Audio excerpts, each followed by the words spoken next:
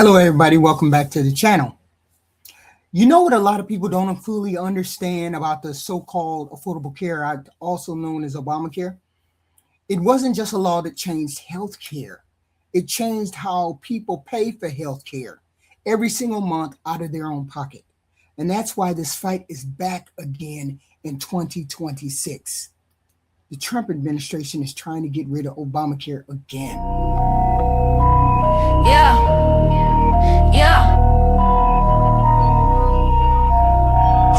Now let's go back to where it started. In 2010, under Barack Obama, the government passed the Affordable Care Act. The goal sounded simple: lower costs, cover more people, make sure nobody gets denied because they're sick. And to be fair, some of that did happen. People with pre-existing conditions like diabetes, cancer history, heart problems could finally get insurance. Millions of people got coverage through Medicaid expansion. But here's the part people felt in real time. Premiums went up, deductibles went up, and plans got way more complicated. Let me break that down in plain terms. A premium is what you pay every month. A deductible is what you pay before insurance even starts helping you. So what happened to a lot of people was this: they were paying hundreds of dollars every month, but still had to pay thousands more out of pocket before coverage kicked in. That's where frustration started. Now, fast forward a few years. Republicans tried over and over again to get rid of this law. In 2017, when Donald Trump was in office the first time, they came very close. They had the House, they had the Senate, but they didn't have enough votes to fully repeal it. So what did they do instead? They chipped away at it. They got rid of the penalty that forced people to buy insurance. They expanded short-term plans, those cheaper, limited plans. But in the main system, the exchanges, the subsidies, Medicaid expansion, that stayed the same. Now, here we are in 2026, and something very important just happened. The extra financial help, the subsidies that made plans cheaper for people, expired at the end of 2025.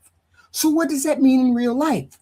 It means a lot of people opened their insurance bills this year and saw them jump really fast. In some places, people are seeing their monthly costs double. Not a little increase, not 10%, double. And when that happens, people don't sit around debating policy. They cancel. That's why millions are starting to drop coverage right now. Now, at the same time, the Trump administration and Republicans in Congress are moving forward with changes.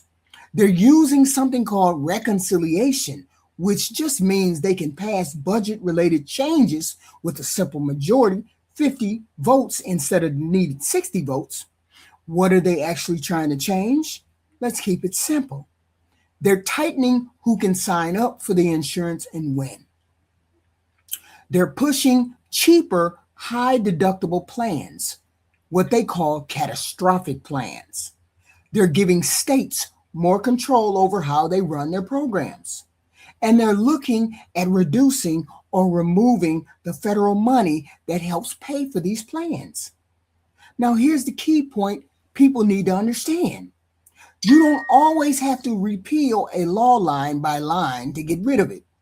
If you remove the money that supports it and change the rules around it, the system can shrink or fall apart on its own. That's what's being attempted right now. Now, let's talk about what this means for everyday people, because that's what matters. If this continues in this direction, here's what you're going to see. Some people, especially lower income people, may lose coverage because they can't afford it without subsidies. Hospitals may see more people who don't have insurance and can't pay.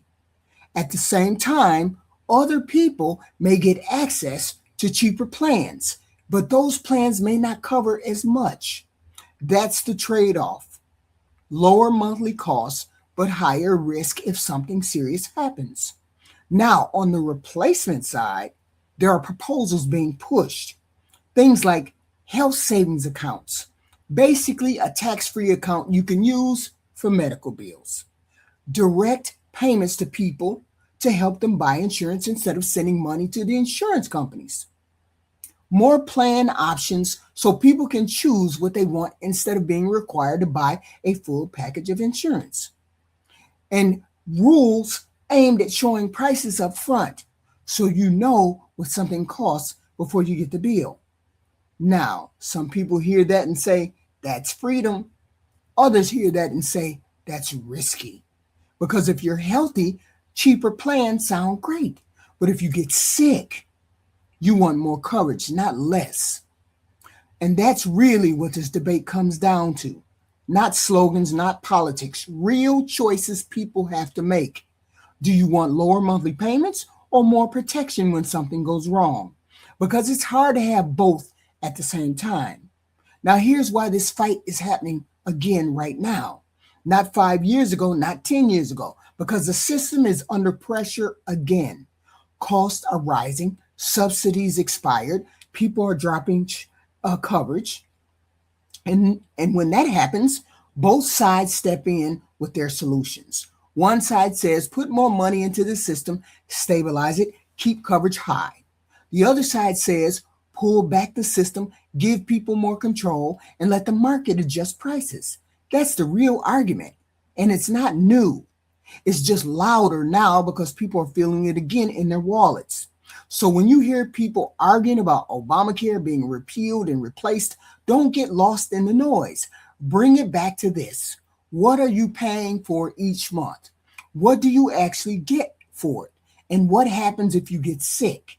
Because at the end of the day, that's what this whole thing affects. Not headlines, not speeches, but the bill that you have to pay every month. You guys put what you think in the comments section for me, and I will see you in the next one.